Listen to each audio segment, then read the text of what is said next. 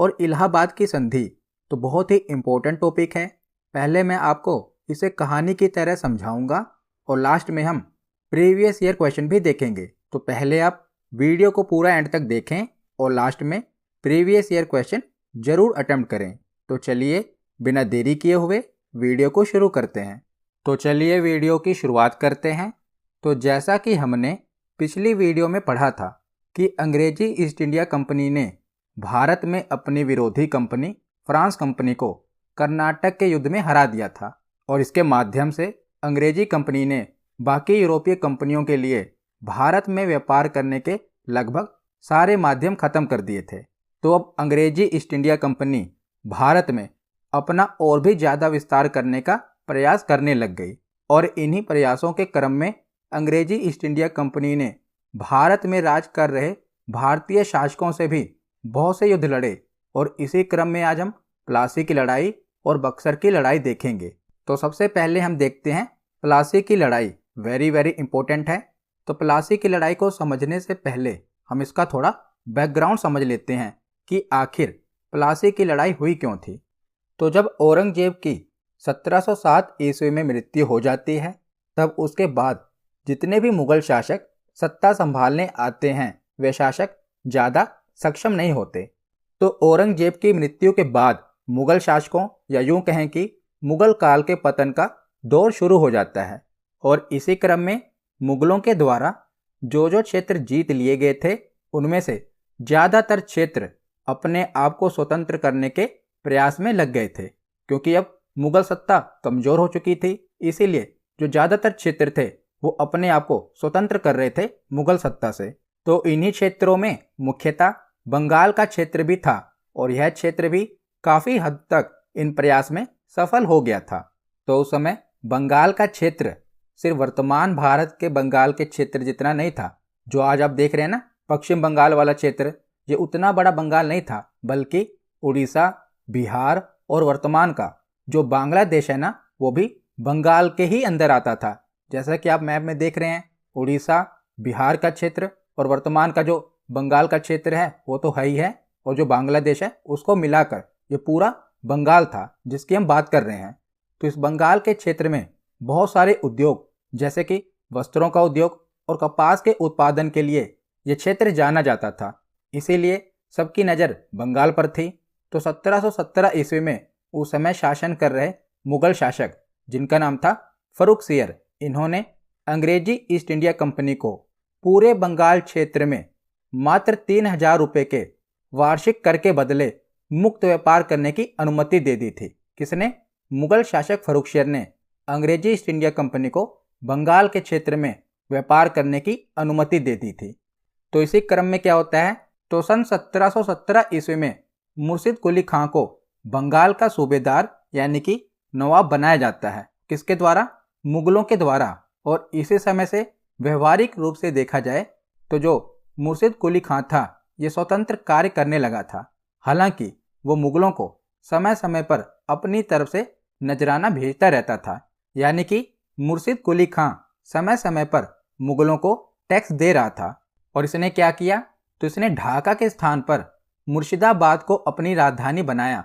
तो पहले बंगाल की राजधानी थी, जो वर्तमान में बांग्लादेश की राजधानी है ना ढाका, ये पूरे बंगाल की राजधानी थी।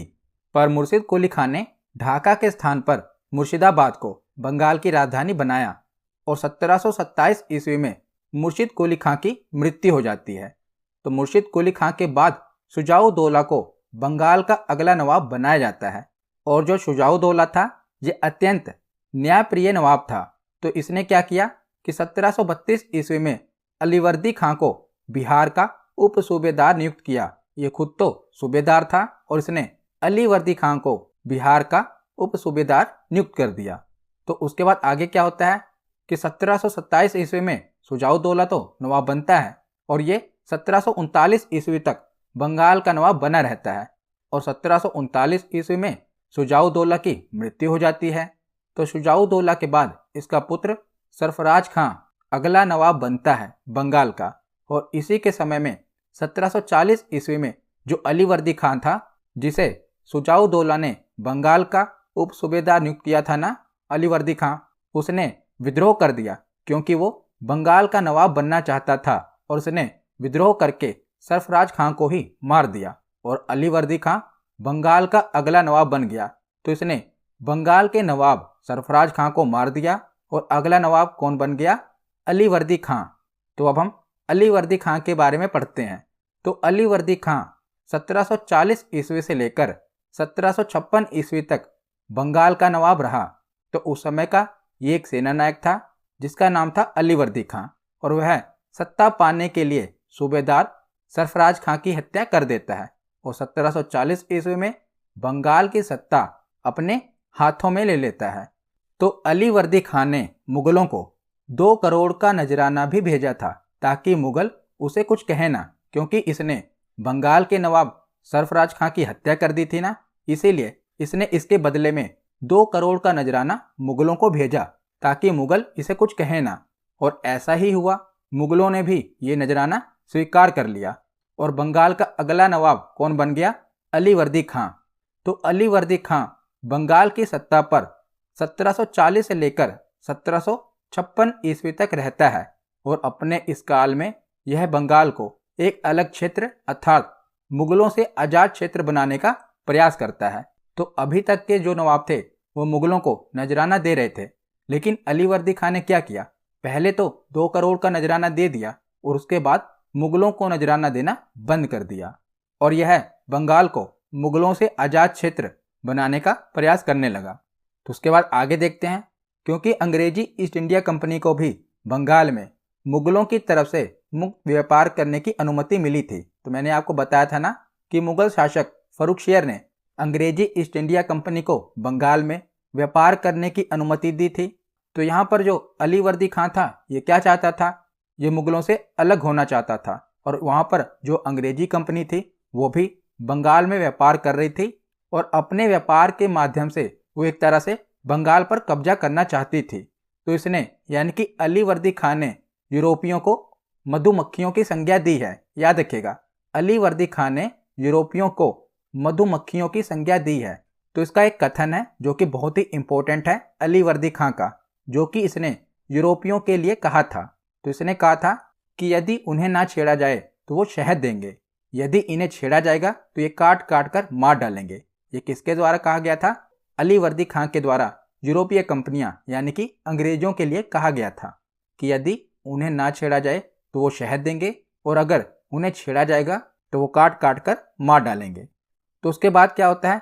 तो अलीवर्दी खां का कोई पुत्र नहीं होता, जिस कारण क्या होता है कि वो अपने सबसे छोटी पुत्री के पुत्र को, जिसका नाम था सिराजुद्दौला, उसको अपना उत्तराधिकारी नियुक्त कर देता है।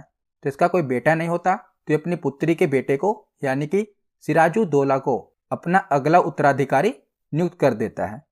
तो उसके बाद अगले नवाब यानी कि सिराजुद्दौला के बारे में हम पढ़ते हैं और बहुत ही इंपॉर्टेंट है सिराजुद्दौला के बारे में। तो इसका शासन केवल 1 ही वर्ष रहा। क्यों रहा वो आपको आगे समझ आ जाएगा।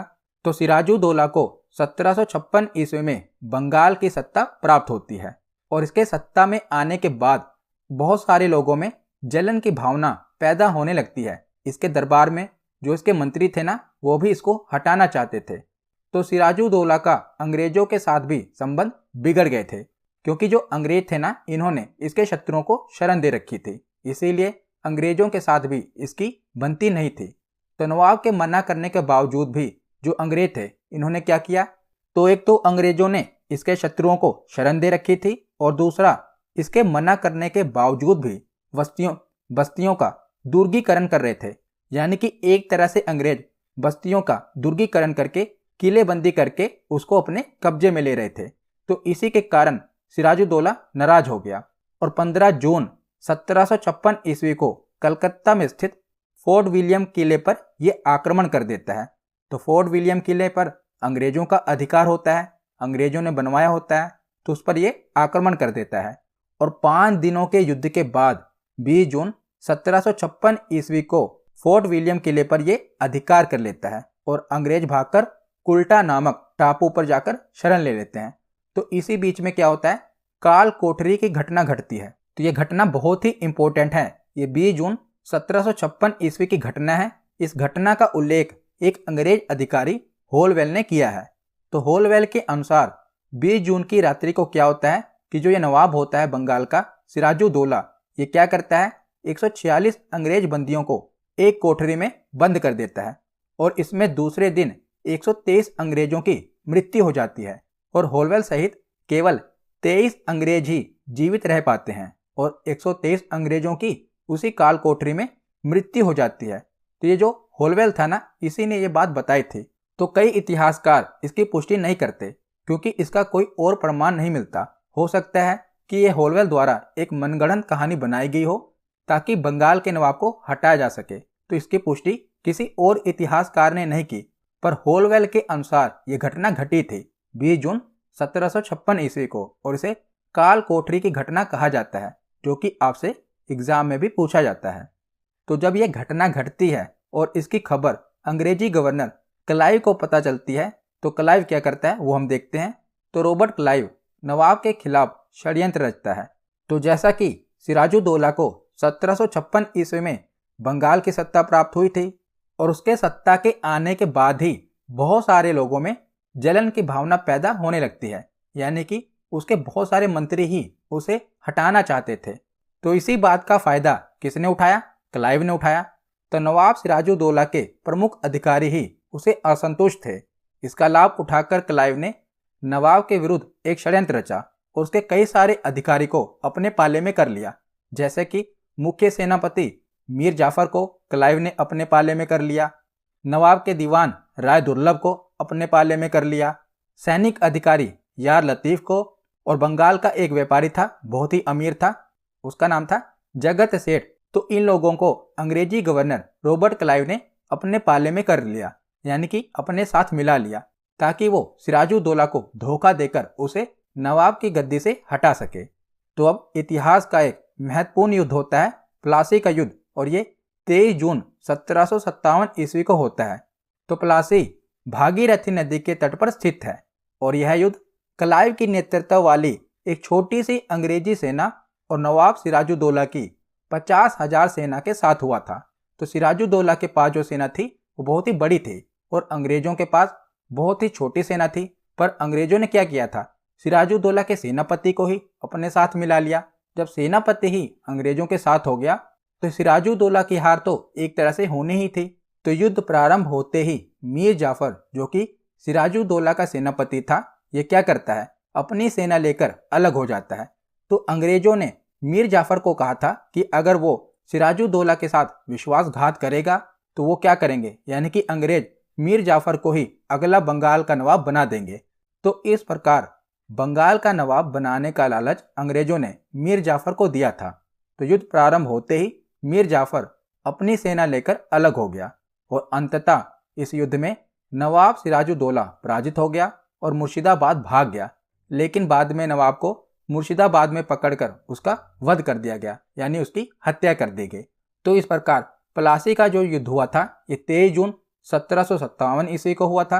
अंग्रेजों की तरफ से लीडर कौन था, रॉबर्ट क्लाइव, और दूसरी तरफ था बंगाल का नवाब सिराजुद्दौला।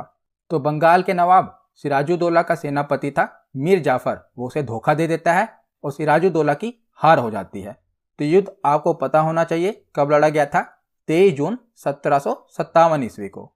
तो इसके बाद क्या होता है, तो मीर जाफर को बंगाल का नवाब बना दिया जाता है और क्लाइव को भी व्यक्तिगत रूप से बहुत सारा धन मिलता है बंगाल से। इस तरह प्लासी के युद्ध ने भारत में अंग्रेजी प्रभुसत्ता की नींव डाल दी थी। तो अभी तक तो जो अंग्रेज थे एक प्रकार की कंपनी ही थे और भारत में व्यापार कर रहे थे, पर इस युद्ध के बाद अंग्रेजों ने भारत की राजनीति में भी कदम रख दिया था। और इस युद्ध के बाद जो बंगाल का नवाब बनता है ना, ये अंग्रेजी कंपनी को 24 परगना जिले की दीवानी भी दे देता है। तो आगे अब हम मीर जाफर के बारे में पढ़ते हैं, क्योंकि सिराजुद्दौला के बाद जो अगला बंगाल का नवाब बनता है ये मीर जाफर बनता है। तो मीर जाफर 1757 ईस्वी से लेकर 1760 ईस्वी तक बंगाल का नवाब बना रहता है। तो अंग्रेजों के द्वारा प्लासी का युद्ध जीतने के बाद मीर जाफर को 1757 ईस्वी में बंगाल का नवाब बना दिया जाता है। और अंग्रेजों ने प्लासी का युद्ध मीर जाफर को नवाब बनाने के लिए नहीं बल्कि अपने स्वार्थ के लिए लड़ा था। इसीलिए मीर जाफर अंग्रेजों का मात्र एक कठपुतली नवाब के रूप में कार्य कर रहा था, यानी कि वो सिर्फ नाम का शासक था, क्योंकि अंग्रेजों ने ही इसे नवाब बनाया था, तो एक प्रकार से कठपुतली के रूप में ये कार्य कर रहा था।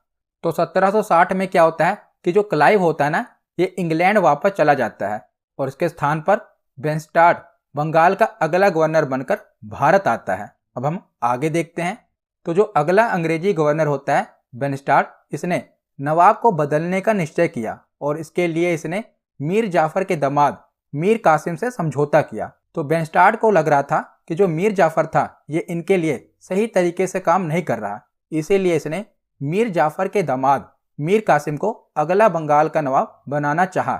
तो बंगाल का गवर्नर बनकर भारत समझौते के अनुसार मीर कासिम को अगला बंगाल का नवाब बनाया जाएगा और बदले में मीर कासिम जो होगा वो कंपनी को वर्धमान, मिदनापुर और चटगांव जिलों की दीवानी और अधिकारियों को धन देगा।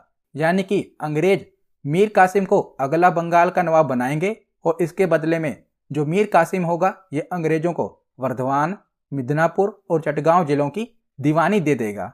और इसके बाद वेनस्टाट ने मीर जाफर के सामने यह प्रस्ताव रखा कि वो मीर कासिम को अगला सूबेदार नियुक्त कर दे और सारे प्रशासन के अधिकार भी मीर कासिम को सौंप दे।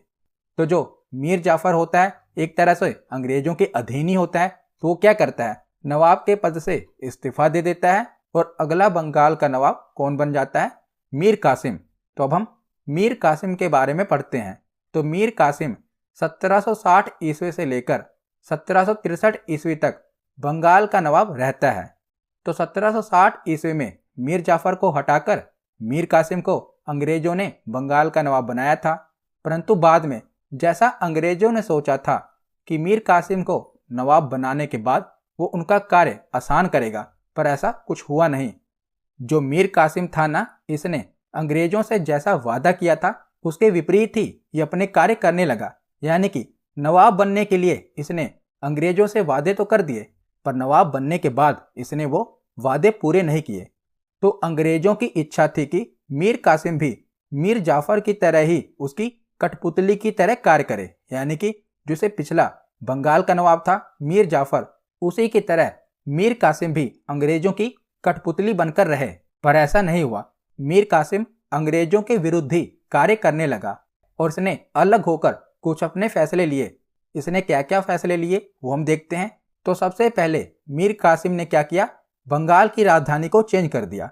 बंगाल की पहले राजधानी थी मुर्शिदाबाद, जो कि हमने पढ़ी थी। तो इसने क्या किया, मुर्शिदाबाद से राजधानी चेंज करके मुंगेर कर दी। कि किस बंगाल के नवाब ने बंगाल की राजधानी को मुर्शिदाबाद से मुंगेर स्थानांतरित किया था, तो मीर कासिम ने। और दूसरा निर्णय इसने क्या लिया, इसने मुंगेर में तोपखाना और बंदूक निर्माण करने का कारखाना भी स्थापित किया और इसने अपनी सेना को यूरोपीय ढंग से ट्रेनिंग करने के लिए एक जर्मन अधिकारी वाल्टर रीनहार्ड को नियुक्त कर दिया। तो ये एक प्रकार से अंग्रेजों से ही लड़ाई का प्लान बनाने लगा। और मीर कासिम द्वारा टैक्स संबंधी मामलों में भी काफ़ी सुधार किए गए थे।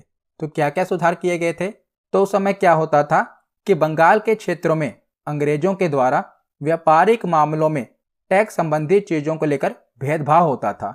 जैसे कि यूरोपीय व्यापारियों को टैक्स में बहुत सी छूट मिलती थी और जो भारतीय व्यापारी होते थे उन्हें छूट नहीं दी जाती थी। ये एक प्रकार का भेदभाव होता था भारतीय व्यापारियों से। और ऐसे में मीर कासिम ने क्या किया कि भारतीय व्यापारियों को भी इन व्यापारिक मामलों में काफ़ी छूट दे दी, जिस कारण क्या हुआ कि अंग्रेज काफ़ी नाराज हो गए, क्योंकि अंग्रेजों को पहले छूट मिल रही थी और भारतीय व्यापारियों को छूट नहीं दी जा रही थी। अब इसने क्या किया, मीर कासिम ने भारतीय व्यापारियों को भी छूट दे दी, तो अंग्रेज तो नाराज होंगे ही। तो इन सभी कार्यों को देखते हुए अंग्रेज इस नतीजे पर पहुंचते हैं कि ये जो मीर कासिम है ये तो हमारे हाथ से निकल चुका है और ये कठपुतली की तरह कार्य नहीं कर रहा और वो अपनी इच्छाओं के अनुसार कार्य कर रहा है। इसीलिए अंग्रेजी कंपनी इसे नवाब के पद से हटाने पर विचार करती है। तो इन सभी घटनाओं से अंग्रेज आग बबूला हो जाते हैं और अंग्रेजों ने मीर जाफर को पुनः बंगाल का नवाब घोषित कर दिया और मीर कासिम के विरुद्ध युद्ध छेड़ दिया। तो हमने पढ़ा था ना, मीर कासिम से पहले बंगाल का नवाब कौन था, मीर जाफर। तो अंग्रेज क्या करते हैं, मीर जाफर को दोबारा से बंगाल का नवाब बना देते हैं और मीर कासिम के विरुद्ध युद्ध छेड़ देते हैं। और इसी को हम बक्सर का युद्ध कहते हैं? तो बक्सर के युद्ध में एक तरफ अंग्रेजी ईस्ट इंडिया कंपनी थी और एक तरफ 3 नवाब थे। एक थे बंगाल के नवाब मीर कासिम, दूसरे थे अवध के नवाब शुजाउद्दौला और तीसरे थे मुगल बादशाह शाह आलम द्वितीय। तो इन तीनों सेनाओं ने मिलकर संयुक्त रूप से अंग्रेजी ईस्ट इंडिया कंपनी पर आक्रमण कर दिया। और अंग्रेजी ईस्ट इंडिया कंपनी को कौन लीड कर रहे थे? Hector Munro. याद रखिएगा, बक्सर की लड़ाई में अंग्रेजी ईस्ट इंडिया कंपनी को कौन लीड कर रहे थे? Hector Munro. और सामने से 3 नवाबों की संयुक्त सेनाएं थी, बंगाल के नवाब मीर कासिम, अवध के नवाब शुजाउद्दौला और मुगल बादशाह शाह आलम द्वितीय। तो ये तीनों मिलकर अंग्रेजी ईस्ट इंडिया कंपनी पर आक्रमण कर देते हैं और इसी को हम बक्सर का युद्ध कहते हैं। तो अब हम बक्सर का युद्ध देख लेते हैं। तो बक्सर का युद्ध 23 अक्टूबर 1764 ईस्वी को लड़ा गया था। तो इस युद्ध में क्या होता है कि मीर कासिम अंग्रेजों से परास्त होकर शुजाउद्दौला के पास पहुंचा। शुजाउद्दौला जो कि अवध का नवाब था और इस समय जो मुगल सम्राट था ये था शाह आलम द्वितीय, ये भी वहां पर उपस्थित थे। तो इन तीनों ने मिलकर अंग्रेजों के विरुद्ध संयुक्त मोर्चे का निर्माण किया और ये तीनों अपनी सेना लेकर कहां पर पहुंचे? बक्सर पहुंचे। इसीलिए इसे बक्सर का युद्ध कहा जाता है। तो ये आप देख रहे हैं बिहार में है बक्सर। पहले हमने पढ़ा था प्लासी की लड़ाई जो कि वेस्ट बंगाल में है और ये बक्सर बिहार में है। तो ये तीनों अपनी सेनाएं लेकर बक्सर पहुंचे और अंग्रेजी सेना का नेतृत्व कौन कर रहा था? Hector Munro. ये अंग्रेजी सेना का नेतृत्व कर रहा था। तो इस युद्ध में संयुक्त मोर्चे की शक्तियां पराजित हुई, यानी कि तीनों नवाबों की सेना हार गई और जीता कौन? तो अंग्रेज जीत गए। तो जो मीर कासिम था, बंगाल का नवाब था ना, ये तो युद्ध से ही भाग गया और जो बाकी के 2 नवाब थे यानी कि अवध के नवाब और मुगल बादशाह, तो अवध नवाब शुजाउद्दौला और शाह आलम द्वितीय मुगल बादशाह शाह आलम द्वितीय ने आत्मसमर्पण कर दिया, यानी कि हार स्वीकार कर ली। तो जो मीर कासिम था वो तो भाग खड़ा हुआ और बाकी के दोनों नवाब ने हार स्वीकार कर ली। तो हार स्वीकारने के बाद इन दोनों के साथ अंग्रेज एक संधि करते हैं और इसी को इलाहाबाद की संधि कहा जाता है। वो हम आगे देखते हैं। तो 1765 में क्या होता है? बक्सर के युद्ध के बाद जो क्लाइव था ये दोबारा भारत आता है और बंगाल के नवाब, मुगल सम्राट और अवध के नवाब के साथ अलग अलग संधि करता है। तो सर्वप्रथम क्लाइव बंगाल के नवाब के साथ संधि करता है। तो अब बंगाल का नवाब बन जाता है निजामुद्दौला, इसे नजमुद्दौला भी कहते हैं। तो देखिए, जब मीर कासिम को हटाया गया था तो कुछ समय के लिए मीर जाफर को दोबारा से बंगाल का नवाब बना दिया गया था, लेकिन जब क्लाइव आता है ना तो निजामुद्दौला को अगला बंगाल का नवाब बनाया जाता है। नीचे आप देख सकते हैं कि मीर जाफर 1757 ईस्वी से लेकर 60 ईस्वी तक बंगाल का नवाब रहा था। उसके बाद कासिम 1760 से लेकर 63 तक बंगाल का नवाब बनता है और इसी बीच में बक्सर का युद्ध हो जाता है। तो जब बक्सर का युद्ध चल रहा था तो मीर जाफर को दोबारा से बंगाल का नवाब बनाया जाता है 1763 से लेकर 1765 ईस्वी तक। और जब बक्सर का युद्ध समाप्त हो जाता है और क्लाइव दोबारा भारत आता है तो बंगाल का नवाब बनाया जाता है निजामुद्दौला को। तो निजामुद्दौला के साथ ही क्लाइव ने बंगाल की संधि की थी और इस संधि के अनुसार प्रशासन के सारे अधिकार कंपनी के हाथों में होंगे और नवाब को प्रति वर्ष 53 लाख रुपए सालाना कंपनी देगी। तो इस प्रकार बंगाल में द्वैध शासन लागू हो जाता है। द्वैध यानी कि 2 शासन, एक कंपनी का शासन और दूसरा बंगाल के नवाब का शासन। तो नवाब का शासन तो कुछ नहीं रहता, बस उसे बंगाल में विकास करने की जिम्मेदारी दी जाती है और बाकी जो टैक्स था और प्रशासन के सारे अधिकार थे ये कंपनी अपने हाथों में ले लेती है। तो आगे हम बंगाल के नवाब के साथ हमने संधि देख ली। अब 2 संधियां बची हैं, एक अवध के नवाब के साथ होगी और एक मुगल शासक के साथ होगी।